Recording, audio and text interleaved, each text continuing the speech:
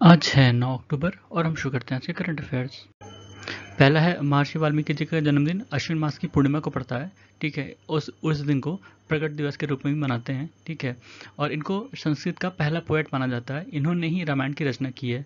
ठीक है, इनका एक बहुत महत्वपूर्ण मंदिर जो है वो थिरुवनमियूर जो चेन्नई में है वहाँ पे है। ठीक है, उसके बाद मुधेरा गांव पहला ऐसा गांव बना है जो नेट रिन्यूएबल एनर्जी जनरेटर बना है। ठीक है, मतलब ये कंज्यूम नहीं कर रहा है, ये जनरेट भी कर रहा है। और इसमें मतलब solar based ultra modern electric vehicles जो है चार्जिंग स्टेशन उसका बनाया गया है। और ये जो पूरा सिस्टम है ग्रिड से कनेक्ट किया गया है मेगावाट आवर्स के उस स्केल पर। ठीक है, मतलब यहाँ एनर्जी स्टोर भी होती है, कंज्यूम भी होती है और ये बेचते भी हैं। मुधेरा एक और चीज़ के लिए फेमस है, मुधेरा सूर्य मंदिर यानी मुधेरा सन टेम्पल, जिसको बनवाया था चालुक्य राजा भीमा प्रथम ने। ठीक है, 11वीं शताब्दी के आसपास। और ये जो मंदिर है ये एक पुष्पावती नदी है उसके किनारे है, जो कि मुधेरा गांव पड़ता है। मुधेरा गांव महासाना डिस्ट्रिक्ट गुजरात में। ठीक है, और ये टेम्पल की खासियत एक है कि इक्विनॉक्स के दिन, इक्विनॉक्स मतलब साल में 2 बार जब होता है, हमारा जो दिन होता है और रात होती है, इनकी जो ड्यूरेशन होती है वो बराबर होती है, 12-12 घंटे की। ठीक है, तो उस दिन सुबह की जो पहली किरण पड़ती है वो जो सूरज भगवान की मूर्ति है उसके ऊपर एक डायमंड लगा है। ठीक है, उस डायमंड पर पड़ती है वो रोशनी और पूरा जो मंदिर है वो सुनहरे कलर में चमकने लगता है। ठीक है, तो ये इसकी खासियत है। और इसमें जो सभा मंडप है उसमें 52 पिलर्स हैं। 52 पिलर्स जो हैं साल के 52 हफ्तों को दर्शाते हैं। और जो मंदिर की दीवारें हैं उस पे जो कार्विंग्स हैं वो मतलब जल, वायु और धरती और स्पेस, मतलब व्योम की वो यूनिटी को दर्शाते हैं। ठीक है, मुधेरा सन टेम्पल के बारे में एक और फैक्ट है कि ये यूनेस्को की वर्ल्ड हेरिटेज साइट है। ठीक है, 2014 में घोषित हुई थी। और ये उतनी ही मतलब इसका उतना ही नाम है जितना कश्मीर में जो मार्तंड टेम्पल है और कोणार्क में जो सन टेम्पल है ओडिशा। ठीक है, और मधेरा सूर्य मंदिर के पास ही हर साल मकर संक्रांति के बाद एक उत्तरार्ध महोत्सव मनाया जाता है। 3 दिन का फेस्टिवल होता है, हर साल मनाया जाता है। गुजरात सरकार उसको ऑर्गेनाइज करती है। ठीक है, उसके बाद इंडियन एयर फोर्स डे, ये हर साल 8 अक्टूबर को मनाया जाता है। 1932 में हमारा जो इंडियन एयर फोर्स है वो इस्टेब्लिश किया गया था ब्रिटिश गवर्नमेंट के द्वारा। ठीक है, और अभी रिसेंटली मतलब कल ही था। ठीक है, तो उसमें एक नई क्या कहते हैं ब्रांच बनाई गई है, वेपन सिस्टम ब्रांच। ठीक है, और वो कुछ जो इनके स्पेशलाइज्ड फंक्शन है उनको ओवरसी करेगी, उनको मैनेज करेगी। जैसे सरफेस टू सरफेस मिसाइल्स हो गई, surface to air missiles, remotely pilot aircraft मतलब यूएवीज, हाँ, और weapon system operate in twin and multi crew aircraft. ठीक है, इन सबको ये देखने के लिए एक नया ब्रांच बनाया गया है एयरफोर्स में। फिर है इलेक्शन सिंबल। इलेक्शन सिंबल के लिए कभी डिस्प्यूट हो रहा है शिवसेना के जैसे दो फैक्शन है। ठीक है, दोनों ही क्लेम कर रहे हैं उसके सिंबल को। तो उसके लिए कुछ जैसे रूल्स हैं उसको देख लेते हैं। इलेक्शन सिंबल जो है हमारे यहाँ election symbols reservation and allotment order 1968 के तहत इलेक्शन कमीशन जो है वो प्रोवाइड करती है किसी भी कंटेस्टिंग पार्टी या कैंडिडेट को। ठीक है, अगर वो कैंडिडेट जो है किसी रिकॉग्नाइज पार्टी के बिहाफ पे लड़ रहा है तो उसको पार्टी का सिंबल दिया जाता है। और अगर इंडिपेंडेंट कैंडिडेट है तो उसको एक फ्री सिंबल अलॉट किया जाता है जो इलेक्शन कमीशन के पास ऑलरेडी रहता है। ठीक है, और इसमें क्या कहते हैं कैंडिडेट को एक लिस्ट दी जाती है जिसमें उसको कहा जाता है कि आप कोई 3 सिंबल चूज़ कीजिए। ठीक है, उन 3 में से ही उसको वो सिंबल प्रोवाइड किया जाता है।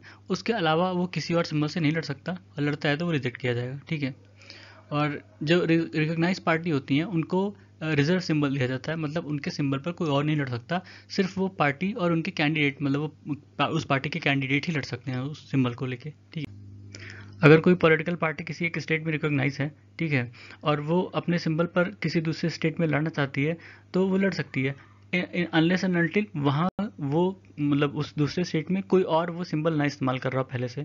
ठीक है, अगर कोई और इस्तेमाल कर रहा है तो वो नहीं लड़ पाएगी, उनको फिर दूसरा सिंबल चूज़ करना पड़ेगा जो इलेक्शन कमीशन देगा। ठीक है, ऐसे ही किसी 2 स्टेट में अलग अलग पार्टीज़ कोई एक सिंबल इस्तेमाल कर सकती हैं, मतलब वो क्योंकि इलेक्शन कमीशन इनको देता है सिंबल। ठीक है, वहाँ कॉन्फ्लिक्ट नहीं आता। लेकिन अगर वो दोनों ही किसी एक तीसरे उसमें लड़ने जा रही हैं, किसी एक तीसरे स्टेट में, तो वो नहीं लड़ पाएंगी। ठीक है, उनको फिर दूसरा सिंबल प्रोवाइड करेगी इलेक्शन कमीशन। और जो रिकॉग्नाइज पार्टी होती हैं उनका सिंबल तब हटता है जब वो डी रिकॉग्नाइज हो जाती हैं। ठीक है, डी रिकॉग्नाइज होने के लिए जैसे अगर नेशनल पार्टी है तो उनको कम से कम 6% वोट और 2 एमएलए चाहिए होते हैं 4 स्टेट में, ठीक है। अगर इतना नहीं मिलता है तो वो डी रिकॉग्नाइज हो जाते हैं और उनका सिंबल ले लिया जाता है। 1997 तक जो अनरिकॉग्नाइज पार्टीज थी वो अपने सिंबल लूज कर देती थी, लेकिन उसके बाद ये ऑर्डर को मॉडिफाई किया गया और उनको कहा गया कि आप रिटेन कर सकते हैं, ठीक है। पार्टी स्प्लिट के केस में जो 2 फैक्शन होते हैं उनके लिए जो इलेक्शन कमीशन है वो डिसाइड करती है कि कौन वो पार्टी सिंबल रख सकती है, ठीक है। इलेक्शन कमीशन ये भी कह सकती है कि कोई दोनों में से कोई भी नहीं रखेगा, मतलब इलेक्शन सिंबल जो है फ्रीज कर दिया जाएगा और उनको कोई नए सिंबल दिए जाएंगे, ठीक है। उसके बाद नेशनल मोबाइल मॉनिटरिंग सॉफ्टवेयर ये 2021 में लॉन्च किया गया था मिनिस्ट्री ऑफ रूरल डेवलपमेंट के द्वारा, ठीक है। इसके तहत जो मनरेगा साइट्स हैं जहाँ पे 20 से ज़्यादा लोग काम कर रहे हैं, ठीक है, उनकी जो अटेंडेंस है उसको रिकॉर्ड किया जाएगा, और मतलब उसमें अटेंडेंस और उनका जो जियो टैग फोटोग्राफ होगा वो रिकॉर्ड किया जाएगा। फिर है रोसेटा स्टोन। एक्चुअली ये एक इजिप्शियन रॉक इंस्क्रिप्शन है। ये एक स्लैब है, काफ़ी बड़ा है और माना जाता है कि ये इससे भी बड़े स्लैब का पार्ट था, इससे बड़े पत्थर का पार्ट था, उसी का हिस्सा बचा हुआ है। इसमें जो मैसेज है वो एक तरह का पब्लिक मैसेज है, जो लोगों को आदेश या कुछ वो दिया जाता था, ठीक है, मैसेज संदेश दिया जाता था, वैसा रिलेटेड है। ये तीन तरीके से लिखा गया इसमें। एक पहला था जो हेरोग्लिफ्स टाइप का है, जिसमें प्रिस्टली डिक्रीज जो होती हैं वैसा है, और दूसरा डिमोटिक है जो वहाँ के इजिप्शियन लोग यूज़ करते थे लैंग्वेज, उस लैंग्वेज में है, और तीसरा एंशियन ग्रीक में, ठीक है। जब ग्रीक को मैसेडोनियन रूलर अलेक्जेंडर के बाद जब वहाँ पे रूल करने लगे थे, जो उन्होंने लिखा था, ठीक है, वो है। ये उसी तरह है जैसे हमारे यहाँ सम्राट अशोक की जो स्तंभ और एडिक्ट मिलते हैं, उसमें जो लिखा हुआ है, जैसे कभी कहीं हम देखते हैं कि उन्होंने आदेश दिया है कि धम्मा के बारे में या लोगों को अहिंसा को फॉलो करना चाहिए, ठीक है, वो वैसे ही मैसेज है उसमें भी। इस इंग्रेविंग से काफ़ी कुछ पता चला इजिप्टोलॉजी के बारे में, जो एंशियंट इजिप्ट से रिलेटेड स्टडीज़ थी, ठीक है। और इसकी जो इंग्रेविंग्स हैं वो किंग टॉलमी फिफ्थ के टाइम की हैं। किंग टॉलमी फिफ्थ 204 से 181 ईसा पूर्व के समय इजिप्ट पर रूल करते थे। इजिप्ट यानी हिंदी में जिसे हम मिस्र कहते हैं, ठीक है। और इसको बाद में फिर से खोजा गया था, रीडिस्कवर किया गया था, जब नेपोलियन बोनापार्ट ने इजिप्ट पर कैंपेन किया था, ठीक है।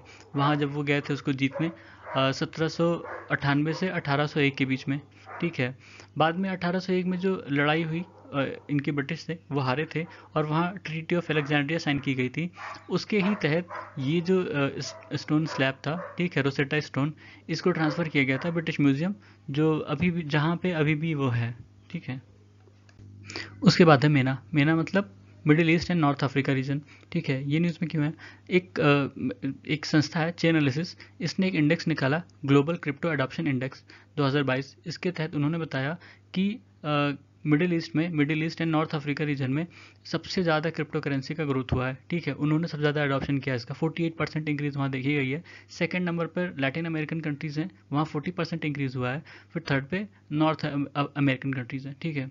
उसके बाद एक रिपोर्ट है the global forest sector outlook 2050, इसको रिलीज़ किया है फूड एंड एग्रीकल्चर ऑर्गेनाइजेशन ने, ठीक है। उसके बाद है फॉरेन डायरेक्ट प्रोडक्ट रूल।